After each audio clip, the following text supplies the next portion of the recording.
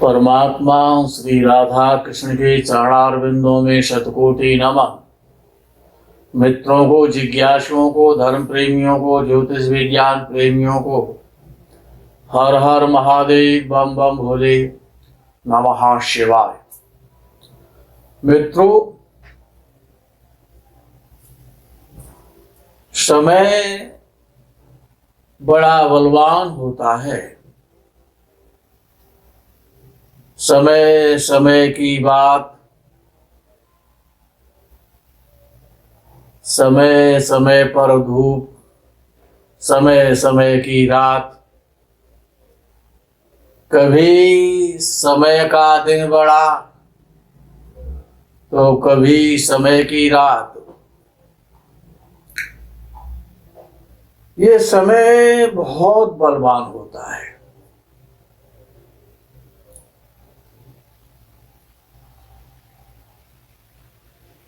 समय सब कुछ कराता है। समय अच्छे अच्छों के फैसले बदलवा देता है। समय जवान को बुढ़ा बना देता है। समय ही शेर को गीदड़ बना देता है। समय सरकार के निर्णय वापस करा देता है। समय बहुत बलवान होता है। ऋषियों ने ज्योतिष शास्त्र के द्वारा अच्छे और बुरे समय का ही वर्गीकरण किया है।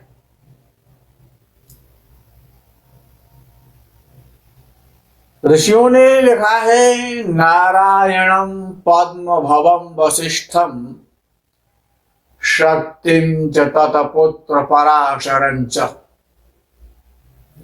व्यासं शुकं गौडपदं महांतं योगीन्द्र मथास्य शिष्यम्। नारायण जो लक्ष्मीपति है, जो लक्ष्मी नारायण है, उनकी नाभि से कमलोत्पत्ति हुई। कमल से ब्रह्मा जी का प्राकट्य हुआ। ब्रह्मा जी से वशिष्ठ ऋषि उत्पन्न हुए। वशिष्ठ से शक्ति का प्रादुर्भाव हुआ। शक्ति से पाराशर जी उत्पन्न हुए। पाराशर जी से व्यास जी का जन्म हुआ। उनका प्राकट्य हुआ व्यास भगवान का। और व्यास जी से परम अवधूत, परम ज्ञानी, परमहंस सुखदेव मुनि का प्राकट्य हुआ। तो वशिष्ठ जी ने वशिष्ठ संहिता नाम का एक ज्योतिष का बड़ा श्रेष्ठ ग्रंथ का निर्माण किया। वशिष्ठ संहिता के आधार पर या पराशर होरा के शास्त्र के आधार पर जो ग्रह कमजोर होते हैं वो कष्टकारी होते हैं जन्म कुंडली में। जैसे कि हमारे शरीर में जो अंग, शरीर का जो अंग है वो जब कमजोर होता है तो वही अंग आजीवन हमको कष्ट देता है।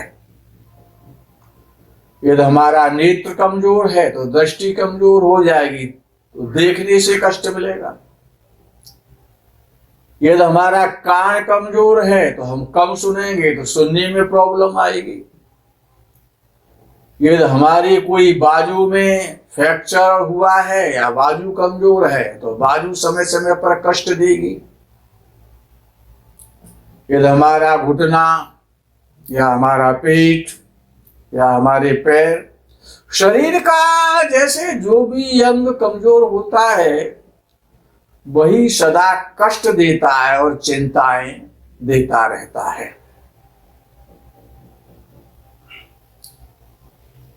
ज्योतिष शास्त्र में ऐसी मान्यता है कि जो ग्रह उच्च राशि का होता है वो बहुत अच्छा फल देता है, वो जो ग्रह नीच राशि का होता है वो डिफेक्टेड पीस कहलाता है, खराब होता है। वो नीच राशि का जो ग्रह होता है वो बहुत दूर चला जाता है, इसीलिए वो कष्ट देता है। उच्च राशि का जो ग्रह होता है वो बहुत सन्निकट होता है पृथ्वी के, तो वो अपना अच्छा फल करता है। अब कौन सा ग्रह जातक की जन्म कुंडली में कमजोर है अर्थात खराब है, इंजर्ड है, डिफेक्टेड है, उसको कैसे जाना जाए? पहला नियम ऋषियों ने जो बताया वो अंशों के आधार पर। यदि ग्रह 29 या 30 डिग्री पर है तो वो ग्रह कमजोर हो जाता है, अशुभ फल देने लगता है, संधि में हो जाता है। पहला नियम तो यही है। दूसरा नियम है कि ग्रह केंद्र या त्रिकोण का स्वामी होकर के जब लगन से षष्ठ, अष्टम और द्वादश भाव में जब बैठता है तो वो ग्रह गलत फल देता है, अशुभ हो जाता है। तीसरा नियम है कि अपने भाव से जो ग्रह जिस भाव का लॉर्ड बनता है, जब ग्रह अपने भाव से छठवें, आठवें या 12वें भाव में जाकर बैठ जाता है जन्म कुंडली में, बर्थ चार्ट में, तो वो ग्रह कमजोर हो जाता है, बलहीन हो जाता है। चौथा नियम, आज कमजोर ग्रहों की चर्चा की जा रही है। जो कमजोरी हर जगह खराब है, चाहे वो देश की सीमा पर कमजोरी हो, किसी दिशा में हो, देश की दिशा जो सीमाएं हैं, शरीर में कमजोरी हो या जन्म कुंडली में ग्रहों की कमजोरी हो, तो वो कमजोरियां हमेशा बड़ा कष्ट देते हैं। ये आवश्यक नहीं है कि पापक ग्रह ही खराब फल देते हैं, पापक ग्रह भी अच्छा फल देते हैं यदि अच्छी स्थिति में होते हैं तो। चौथा जो नियम है कि पापक ग्रहों की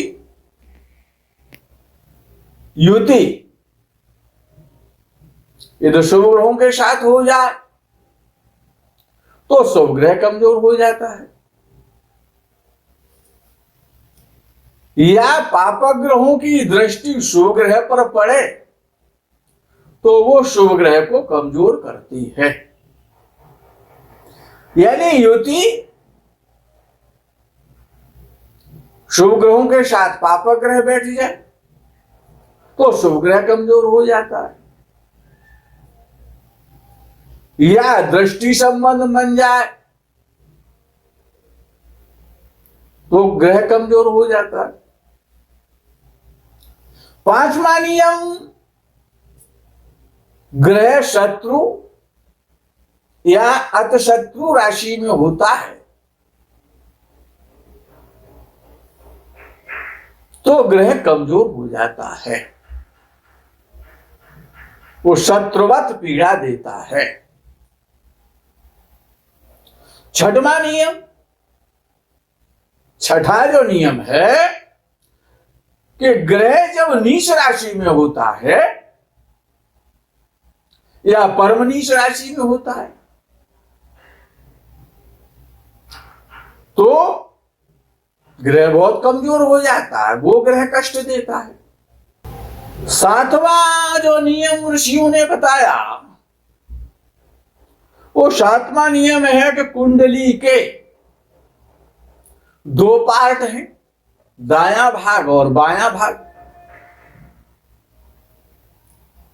प्रथम भाव से और छठवें भाव तक और सातवें भाव से लगन भाव तक। 8, 9, 10, 11, 12।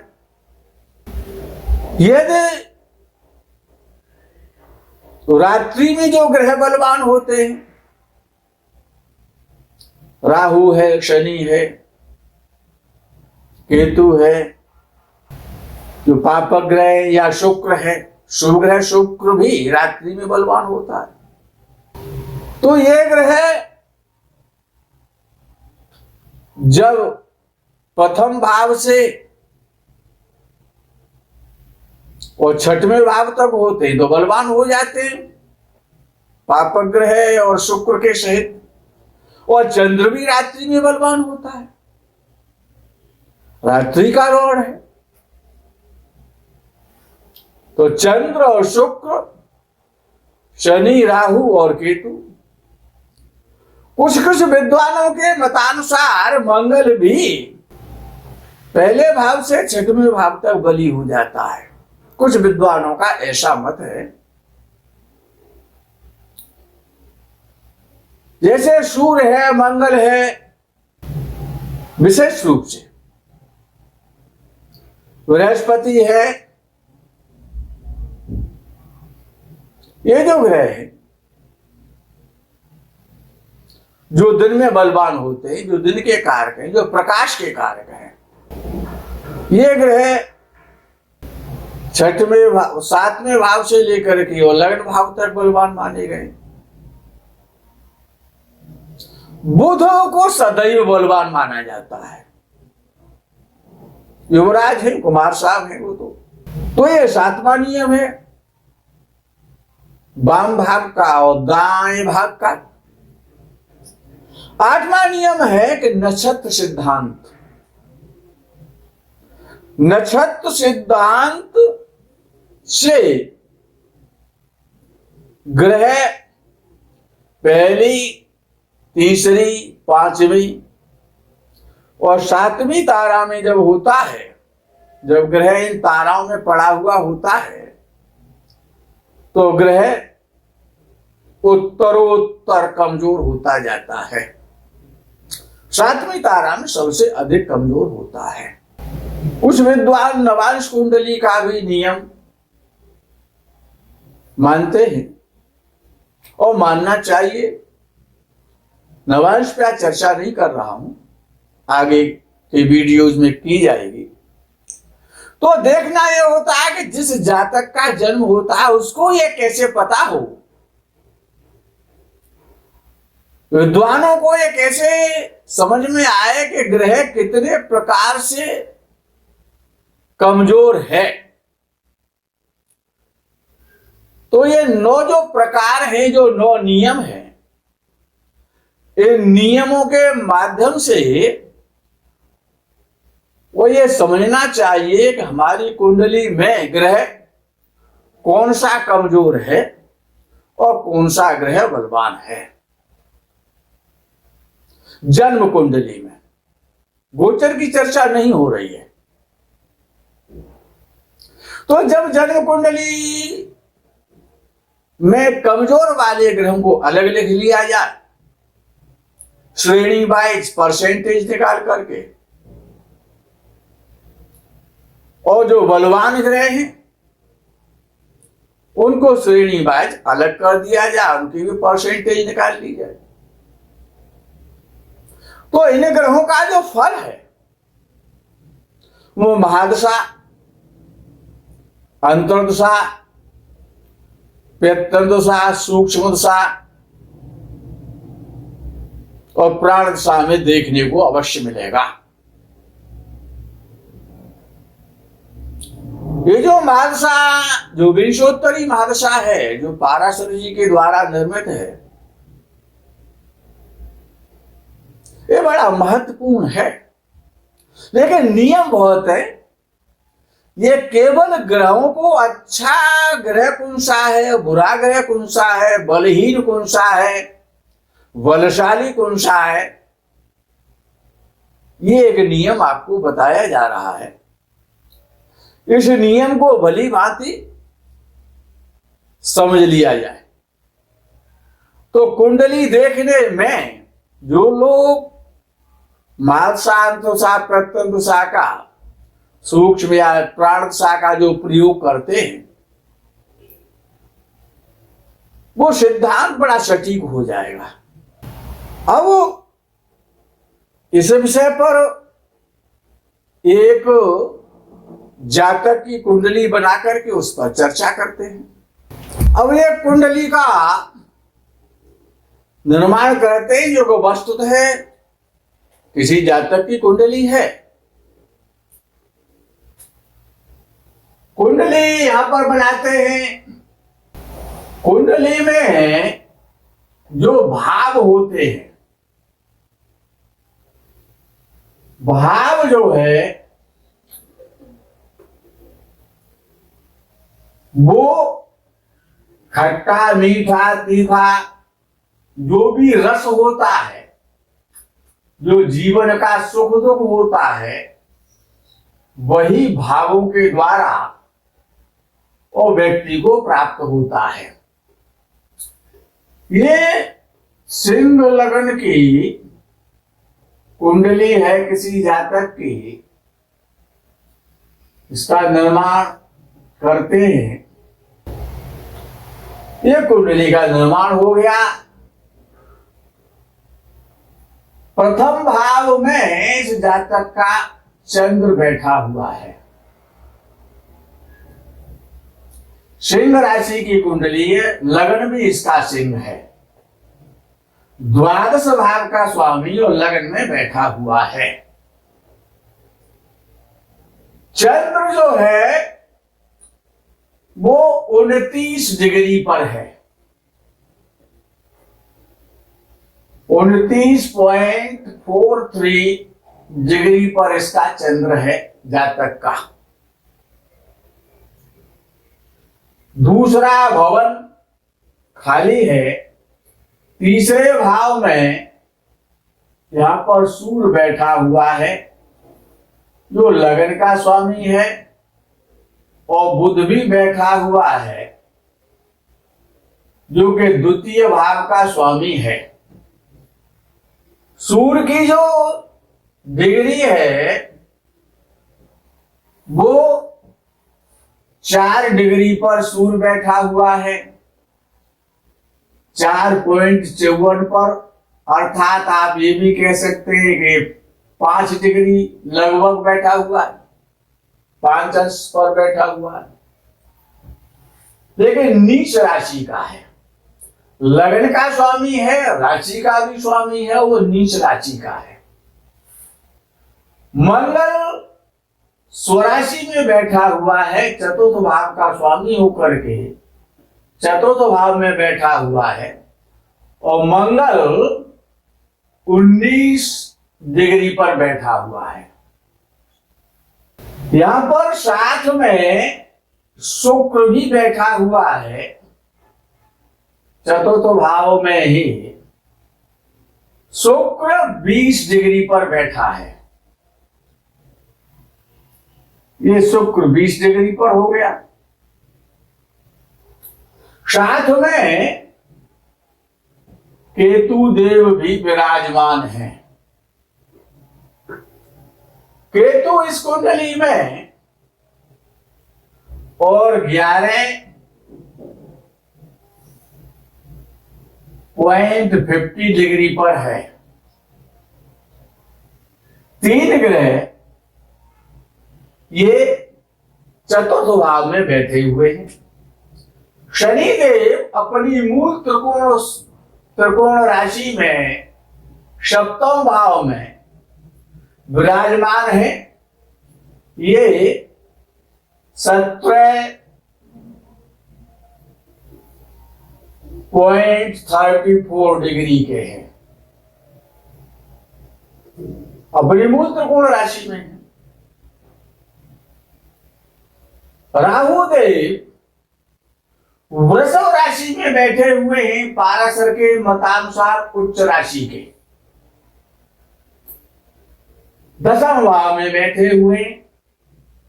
राहु देव 10वें भाव में बैठे हुए हैं वृषभ राशि में, पाराशर के मत के अनुसार उच्च राशि में। और राहु देव की डिग्री भी 11.50 है। बृहस्पति देव लाभ स्थान में बैठे हुए हैं, एकादश भाव में मिथुन राशि के। इनकी डिग्री 7.56 है, यानी 8 डिग्री के हैं। तो चंद्र, सूर्य, बुध, मंगल, केतु और शुक्र, शनि, राहु और गुरु, यह कुंडली है किसी जातक की।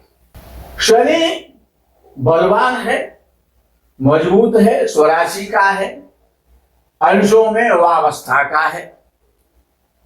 पश्चिम दिशा में बैठा हुआ है तो दिग्बली भी है, दिशाबल उसको प्राप्त हो रहा है। तो शनि बलवान हो गया इस कुंडली में देखने पर। राहु देव उच्च राशि के 10वें भाव में, ये भी युवावस्था के 11.50 डिग्री पर है। तो ये भी बहुत मजबूत हो गए। केतु देव चतुर्थ भाव में बैठे हुए हैं, ये भी 11.50 डिग्री पर है। वृश्चिक राशि में केतु भी उच्च राशि का हो जाता है तो केतु देव भी बहुत बलवान हो गए, शक्तिशाली हो गए। ये भी योग के हैं और ये भी योग के हैं और ये भी योग के हैं, यानी 3 पापक ग्रह शनि, राहु और केतु तीनों ही केंद्रों में बैठे हुए हैं और तीनों ही ये ग्रह बलवान है अंशों के द्वारा और राशि के द्वारा। क्योंकि शनि देव मूल त्रिकोण राशि में, राहु देव उच्च राशि में और केतु देव भी उच्च राशि में और अंशों में भी ये युवावस्था के हैं, बलवान है। अब विषय आता है मंगल का। मंगल अपनी राशि में बैठा हुआ है, चतुर्थ भाव का स्वामी है, चतुर्थ भाव को बलि करेगा। भाग्येश है सिंह लग्न वालों के लिए मंगल बहुत अच्छा माना जाता है। भाग्येश बनता है, चतुर्थ केंद्र का स्वामी बनता है, त्रिकोण और केंद्र का स्वामी है, केंद्र में बैठा हुआ है और अंशों में भी बलि है, 19 डिग्री पर है। अब विषय आता है कि अर्थात ये मंगल भी मजबूत हो गया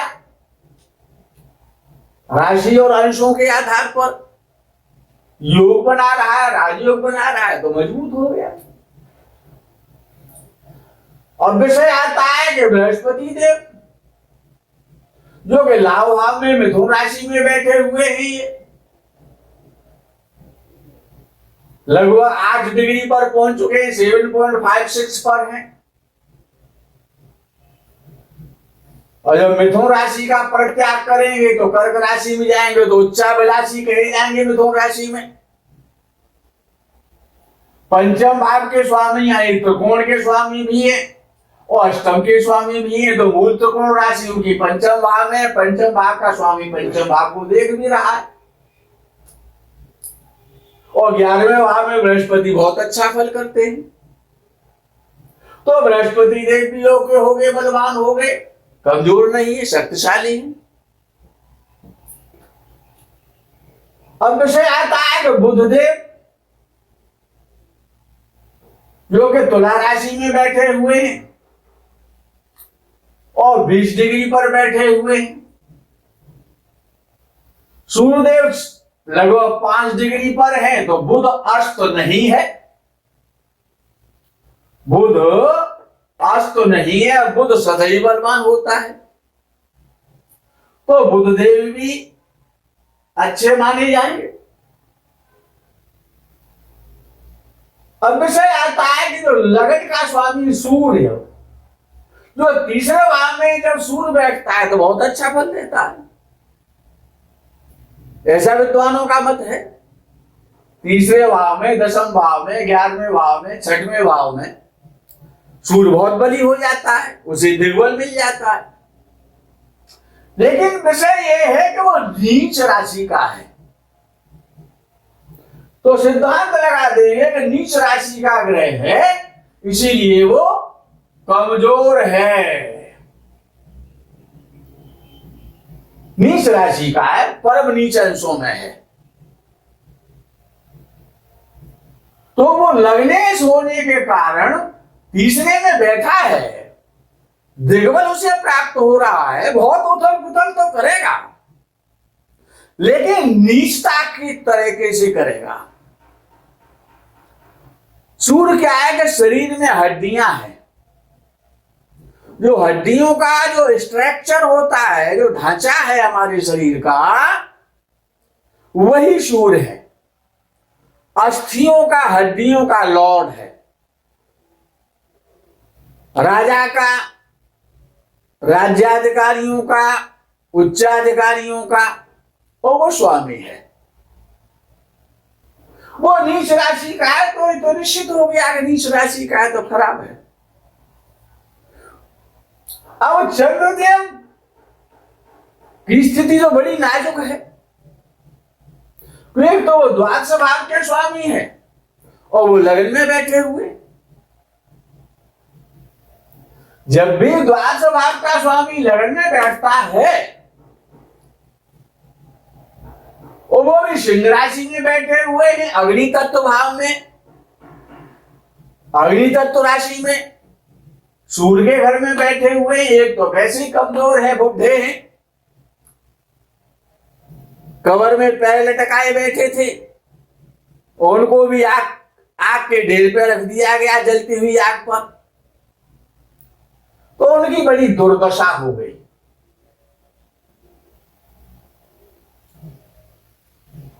(29°43) तो चंद्र बहुत कमजोर हो गया, अत्यंत कमजोर है चंद्र। द्वादशेष होने के कारण कमजोर हुआ, अग्नि तत्व स्थान में बैठने के कारण कमजोर हुआ, और सिंह राशि में बैठने के कारण कमजोर हुआ, और 29 डिग्री को क्रॉस होने के कारण चंद्र सबसे ज्यादा कमजोर हुआ। अब ये जो सिद्धांत है, ये आपने लग्न कुंडली से देखा। अब इसी सिद्धांत को, अब इन ग्रह को नोट करना चाहे तो आप नोट कर सकते हैं। इस सिद्धांत को जिस प्रकार से इनको अंशों के आधार पर, राशियों के आधार पर जो बताया गया है, ये सिद्धांत हो गया कि हम ग्रहों को किस प्रकार से और अच्छे और बुरे स्थिति में कैलकुलेट करेंगे, उनको कैसे देखेंगे, अच्छा कौन सा है और बुरा कौन सा है। तो मित्रों, अब ये लग्न कुंडली के आधार पर, राशि के आधार पर और अंशों के आधार पर अच्छे और बुरे ग्रहों का वर्गीकरण किया गया। अब तारा सिद्धांत के आधार पर, नक्षत्र सिद्धांत के आधार पर इसको एक बार चेक करते हैं कि नक्षत्र सिद्धांत के आधार से कौन कौन से ग्रह जो इस कुंडली बनाई थी इसके अच्छे थे। अब विषय आता है कि इस जातक का जो जन्म हुआ वो उत्तराषाढ़ा नक्षत्र में हुआ। नक्षत्र जो जन्म का जो था वो उसका उत्तराषाढ़ा नक्षत्र था और उत्तराषाढ़ा नक्षत्र का प्रथम चरण था जब इस जातक का जन्म हुआ। तो उत्तराषाढ़ा नक्षत्र का स्वामी सूर्य होता है। उत्तराषाढ़ा स्वामी नक्षत्र का सूर्य होता है। तो हमने सूर्य को जन्म नक्षत्र मान करके और इस पे अब तारा सिद्धांत जो नक्षत्र सिद्धांत है हमारा उसको हमने लगाना प्रारंभ किया। तो सूर्य के 3 नक्षत्र होते हैं, उत्तराषाढ़ा, उत्तरा फाल्गुनी और कृत्तिका। तो सूर्य के हमने तीनों नक्षत्र नोट कर दिए और सूर्य जो है वो जन्म तारा हो गया। अब दूसरा सूर्य के बाद चंद्र आता है। तो रोहिणी, हस्त और श्रवण ये 3 नक्षत्र चंद्र के हो गए और ये संपत तारा में आ गए तीनों नक्षत्र। उसके बाद सूर्य, चंद्र और मंगल, मंगल के 3 नक्षत्र मृगशिरा, चित्रा और धनिष्ठा ये विपद तारा में हो गए। तो ये तीनों नक्षत्र खराब हो गए। तो ये तीनों नक्षत्र विपद तारा में आ गए तो ये खराब हो गए क्योंकि जन्म, संपद और विपद। फिर सूर्य, चंद्र, मंगल और अब राहु का नंबर आता है। अब राहु के 3 नक्षत्र में आद्रा है, स्वाति है और शतभिषा। 3 नक्षत्रों का जो नक्षत्रेश होता है वो राहु होता है। ये क्षेम तारा हो गई। तो जन्म, संपद, विपद और क्षेम। तो ये राहु के 3 नक्षत्र अच्छे हो गए।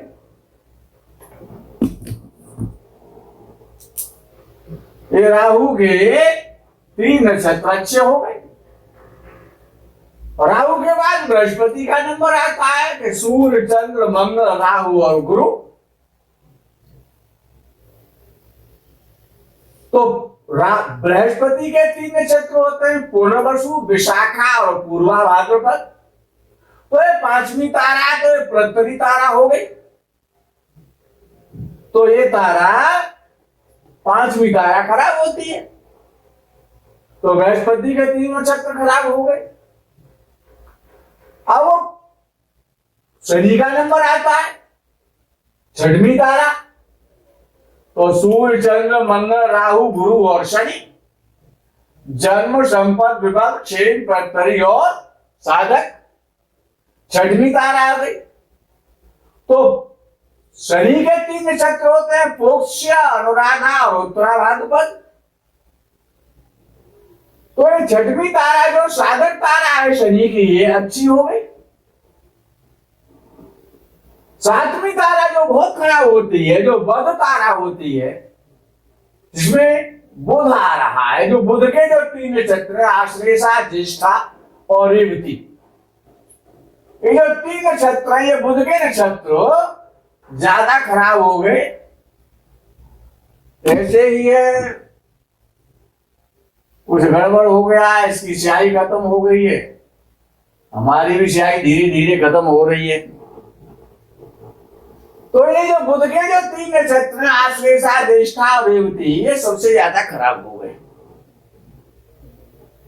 फिर 8वीं तारा आती है जो कि मित्र तारा कहलाती है। तो सूर्य, चंद्र, मंगल, राहु, गुरु, शनि, बुध और केतु। केतु के 3 नक्षत्र होते हैं, अश्विनी, मघा और मूल। तो ये मित्र तारा है। तो केतु के 3 नक्षत्र अच्छे हो गए। अब फिर शुक्र की तारा आती है, जो नौवीं तारा, जो सबसे अच्छी श्रेष्ठ मानी जाती है। तो पूर्वा, पावनी, पूर्वाषाढ़ा और वर्णी, ये 3 नक्षत्र शुक्र के होते। तो ये परम शुभ हो गई, क्यों? परम मित्र में है। अब विषय आता है कि इस जातक का सूर्य लेते हैं। अब सूर्य उस लगन कुंडली के हिसाब से तो चेक कर लिया।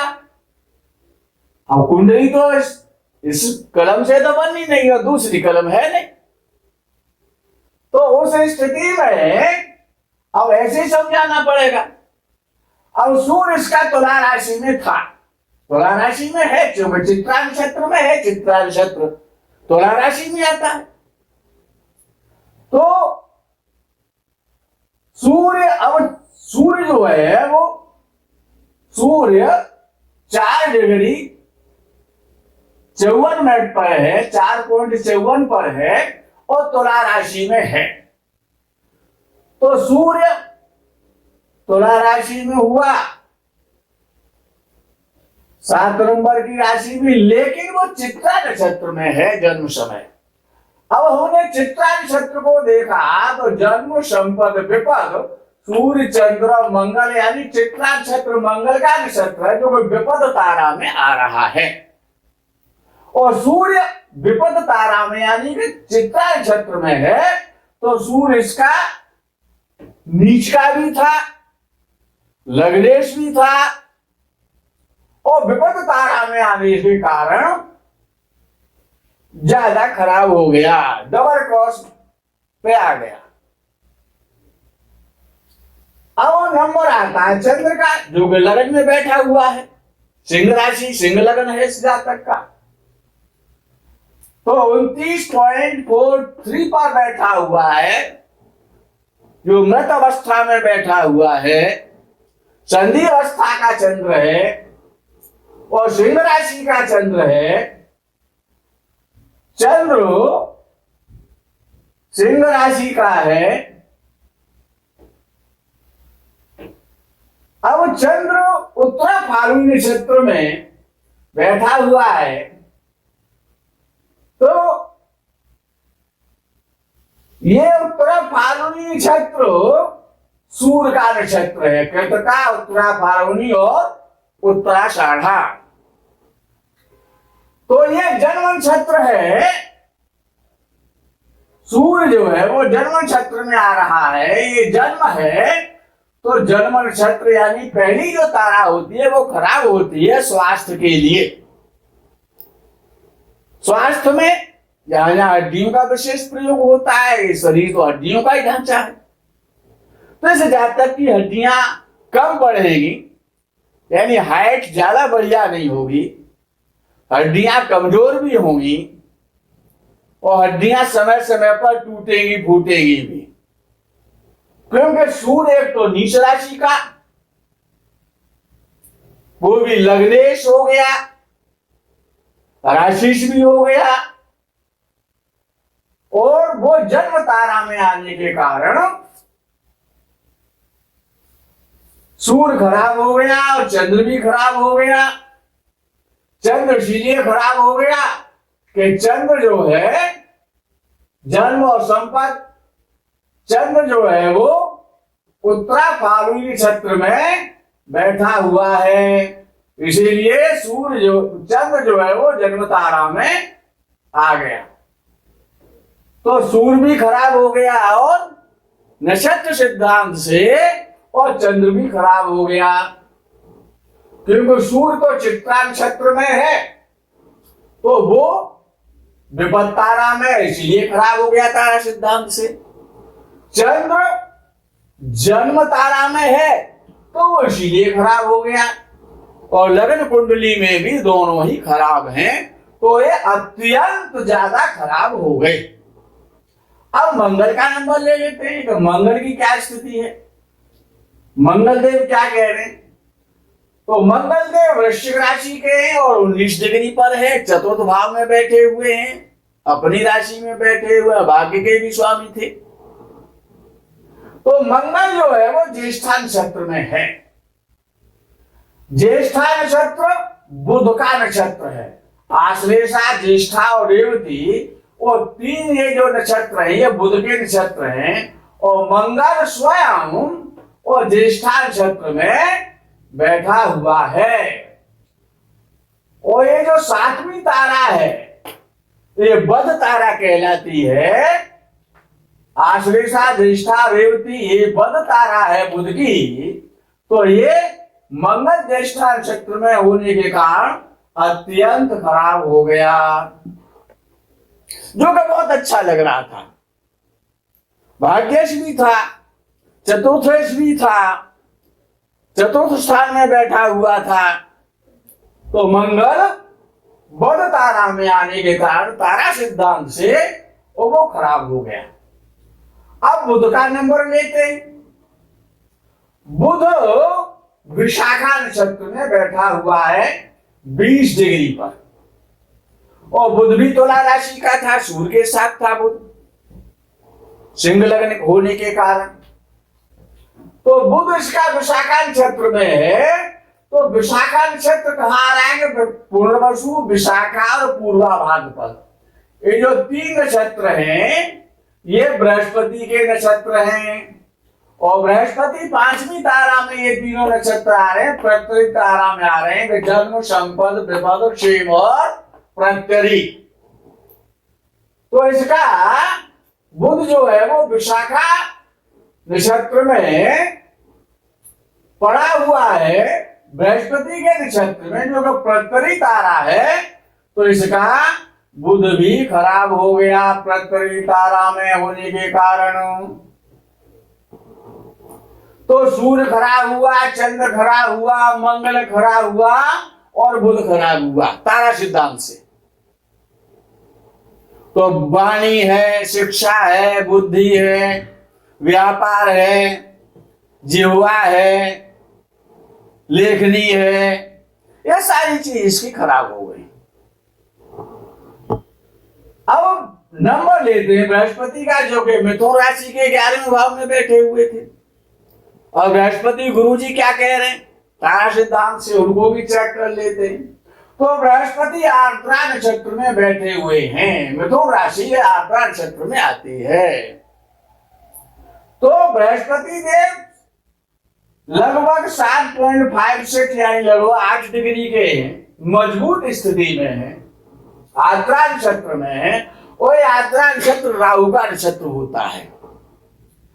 अब आर्द्रा नक्षत्र राहु का नक्षत्र होता है। तो आर्द्रा, स्वाति और शतभिषा ये तीन नक्षत्र जो है वो राहु के होते हैं। तो जन्म, संपद, विपद और क्षेम, यानी आर्द्रा नक्षत्र जो है वो क्षेम तारा है। तो बृहस्पति आर्द्रा नक्षत्र में बैठा हुआ है गुरु जी, तो ये क्षेम तारा में होने के कारण बहुत अच्छे हैं। बृहस्पति देव बहुत अच्छे, जो कि पंचम भाव के भी स्वामी हैं और अष्टम भाव के भी स्वामी है सिंह लग्न होने के कारण। तो बृहस्पति देव ने इज्जत को बचा लिया। 4 ग्रह तो ये तारा सिद्धांत से खराब हो गए, 5वां जो बृहस्पति था वो अच्छा हो गया। अब शुक्रदेव का नंबर लेते हैं, जो कि सुखों के लॉर्ड हैं, भूमि, भवन, वाहन, समस्त प्रकार के जो सुख होते हैं। तो शुक्रदेव जो है वो 20 डिग्री पर बैठे हुए हैं और वृश्चिक राशि में मंगल और केतु के साथ बैठे हुए थे चतुर्थ भाव में। ये तो भी शुक्र चतुर्थ भाव में बहुत अच्छा फल देता है, लेकिन तारा सिद्धांत के अनुसार शुक्र की स्थिति क्या है उसको कैलकुलेट करना है। तो शुक्र जो है वो ज्येष्ठा नक्षत्र में बैठा हुआ है। और ज्येष्ठा जो हमारा नक्षत्र है वो बुध का नक्षत्र है, आश्लेषा, ज्येष्ठा और रेवती। और ये 7वीं तारा में आता है, जन्म, संपद, विपद, क्षेम, प्रत्यरी, साधक और बध। सूर्य, चंद्र, मंगल, राहु, गुरु, शनि और बुध। यानी कि ज्येष्ठा नक्षत्र में कौन बैठा है? शुक्र बैठा हुआ है। तो शुक्र जो है सबसे ज्यादा खराब हो गया, शुक्र सबसे ज्यादा खराब है। बद तारा में होने के कारण। अब शुक्र के बाद शनिदेव का नंबर ले लें, जो मूल त्रिकोण राशि में सप्तम भाव में युवावस्था के होकर के बैठे हैं। हालांकि सिंह लग्न के वो शत्रु तो है ही है, और लगन को चंद्र को वो देख भी रहे हैं सप्तम में बैठ करके। युवावस्था के हैं लेकिन मूल त्रिकोण राशि में है, दिग्बली है, सप्तम भाव में बैठे हुए हैं।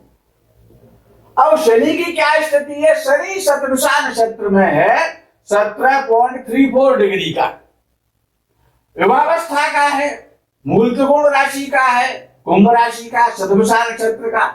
अब ये जो शतभिषा नक्षत्र है वो राहु का नक्षत्र है, आद्रा, स्वाति और शतभिषा, ये तीन नक्षत्र जो है वो राहु के। तो शनिदेव राहु के नक्षत्र में बैठे हुए हैं, शतभिषा नक्षत्र में बैठे हुए हैं, तो जन्म, संपद, विपद और क्षेम, क्षेम तारा में बैठे हुए हैं शनिदेव। शनिदेव जो है वो क्षेम तारा में है। तो शनिदेव जैसे वो दिखाई दे रहे थे मूल त्रिकोण राशि में सप्तम भाव में युवावस्था में, तो उनमें और ज्यादा चार चांद लग गए। वो अपना अच्छा फल करेंगे निश्चित रूप से, क्योंकि ये क्षेम तारा है। तो क्षेम तारा में शनि अच्छा हो गया।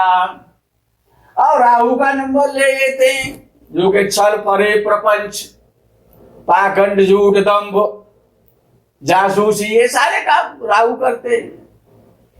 और राहु देव जो गुप्त स्थानों के भी स्वामी है, गंदे स्थानों के, गंदे लोगों के, उल्टे हाथ के स्वामी हैं। जो भाषा सीधी तरफ से और उल्टी तरफ को लिखी जाती है, यानी उर्दू भाषा, क्यों? राहुदेव उल्टे चलते हैं तो भाषा भी तो वो उल्टी लिखेंगे, सीधी कब लिखेंगे? जो लोग उल्टे काम करते हैं, जो सनातन धर्म के विपरीत काम करते हैं, तो वो उनके लॉर्ड जो हैं उल्टी भाषा, उल्टे काम। तो ये राहुदेव का काम है, क्योंकि वो हमेशा उल्टे चलते हैं, वक्र गति है। तो राहुदेव रोहिणी नक्षत्र में बैठे हुए हैं, वृषभ राशि रोहिणी नक्षत्र दशम भाव में बैठे हुए थे, और 11.50 डिग्री पे बैठे हुए थे, 11.50 पर। युवावस्था के बहुत मजबूत हो गए दशम भाव में। दशम में राहु तो बहुत बलवान हो जाता है, तो अंशों से भी बली, उच्च राशि के भी हो गए। और चंद्र के नक्षत्र, चंद्र जो है वो रोहिणी है, और रोहिणी नक्षत्र जो चंद्र का नक्षत्र है, तो ये रोहिणी, चंद्र के नक्षत्र तीन होते हैं, रोहिणी, हस्त और श्रवण। तो जन्म और संपद, तो रोहिणी नक्षत्र जो है वो संपद में आ रहा है।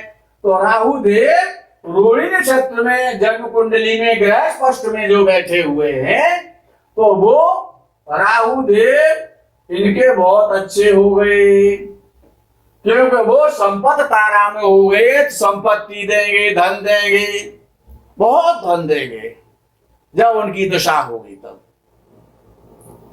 अब वो केतु का नंबर ले लेते हैं। केतु देव भी उच्च राशि के चतुर्थ भाव में मंगल शुक्र के साथ बैठे हुए थे सिंह लग्न की कुंडली में, अभी हमने जो बनाई थी। तो केतु देव अनुराधा नक्षत्र में बैठे हुए हैं 11.50 डिग्री के। तो अनुराधा नक्षत्र और वो शनि का नक्षत्र है, पोष्य, अनुराधा और उत्तरा भाद्रपद, ये तीनों नक्षत्र शनि के, यानी केतु शनि का नक्षत्र में बैठा हुआ है ग्रह स्पष्ट में, ग्रह सारणी में। तो अनुराधा नक्षत्र तो जन्म, संपद, विपद, क्षेम, प्रत्यरी और साधक। अनुराधा नक्षत्र जो है वो साधक तारा में आ गया। तो केतु देव जो अनुराधा नक्षत्र है तो वो साधक तारा में आ रहा है। तो इसीलिए शनि का नक्षत्र में होने के कारण, साधक तारा में होने के कारण केतु देव भी अच्छे हो गए साधक तारा में।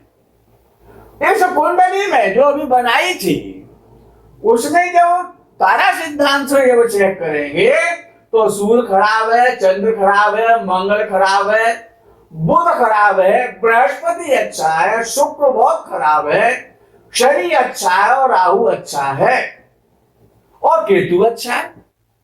तो शनि, राहु और केतु और बृहस्पति, तीनों पाप ग्रह शनि, राहु, केतु और प्लस जो सबसे शुभ होता है बृहस्पति, वो बहुत अच्छा है। तो इस प्रकार से और इनका फल कब मिलेगा? जीवन में मिलेगा, बचपन से और वृद्धावस्था तक। ये अपने में फिक्स्ड है, अच्छे और बुरे ये अपने में फिक्स हो गए। यहां पर गोचर का विषय नहीं है, गोचर का सिद्धांत अलग है। तो ये फिक्स आपने कर लिए तारा सिद्धांत के द्वारा, राशि सिद्धांत के द्वारा, अंशों के आधार पर। तो ये तारा सिद्धांत के द्वारा जब, और ये ग्रह बिल्कुल अपनी जगह पर सही हो गए कि जब सूर्य की दशा आएगी तब कष्ट देगी, चंद्र की दशा आएगी तब कष्ट देगी, मंगल बहुत आवारा बनाएगा, लोफर बनाएगा, मक्कारी कराएगा, झगड़ी कराएगा, क्रोधी बनाएगा, तोड़फोड़ करने वाला बनाएगा, बुध इसकी शिक्षा में व्यवधान देगा, व्यापार नहीं करने देगा, बृहस्पति बहुत अच्छा हो गया तो बहुत ज्ञान देगा, संपत्ति का, बैंकों का भी लॉर्ड है तो संपत्ति तो मिलेगी, शुक्र बहुत खराब हो गया तो मकान से परेशानी रहेगी, शरीर से परेशानी रहेगी, बहुपत्नी वाला बन जाएगा। और शनि शेम तारा में है तो शनि भी अच्छा हो गया तो भूमि वगैरह का सबका इनका लाभ होगा। तो राहु अच्छा है, साधक तारा में है तो राहु भी धन देगा, दशम भाव में बैठा हुआ है। अब केतु चतुर्भाव में उच्च राशि का होकर के बैठा है तो वो भी अच्छा फल देगा। तो इस प्रकार से और विद्वानों को और कुंडली का जो ग्रह होते हैं, कुंडली का बढ़िया तरह विश्लेषण करके और ग्रहों को अलग अलग लिस्ट में रखना चाहिए। फिर नवांश के माध्यम से, सूर्य कुंडली के माध्यम से, लगन कुंडली के माध्यम से और वेद के द्वारा, जो ग्रहों का जो वेद होता है जिसमें सूर्य शनि का परस्पर वेद नहीं होता है, सूर्य शनि का आपस में वेद नहीं होता है, चंद्र बुध का आपस में वेद नहीं होता है क्योंकि वे पिता पुत्र कहलाते हैं। तो बहुत सारे सिद्धांत हैं, बारीक से बारीक उसका फलादेश आप जान सकते हैं। ग्रहों की स्थिति को कैलकुलेट करना चाहिए तो जीवन बड़ा सुगम हो जाता है। कब हमको क्या करना है, किस ग्रह से संबंधित हम काम करें, किस ग्रह से संबंधित काम ना करें, ये इसके लिए, और यही तो हमारा जीवन है। तो समय को जिसने पहचान लिया, समय ही तो धन है, समय तो अच्छा और बुरा होता है, व्यक्ति कोई अच्छा बुरा नहीं होता, समय ही अच्छा बनाता है, समय ही बुरा बनाता है, समय ही सज्जन बनाता है, समय ही बेईमान बनाता है, चोर बनाता है समय। अब जैसे कि मंगल खराब हो गया तो चोर बना देगा, उठाई गिरा बना देगा, आवारा बना देगा, झगड़ालू बना देगा, आतंकवादी बना देगा। और वही मंगल में अच्छा हो जाता है तो पुलिस विभाग में भेज देगा, सेना में जनरल कर्नल बना देगा, ब्रिगेडियर बना देगा, कमांडर बना देगा, पुलिस में कप्तान बना देगा, सीओ बना देगा, डीजी बना देगा, डीआईजी बना देगा। तो ये जो ग्रहों का जो खेल है, बस इसी को समझना है।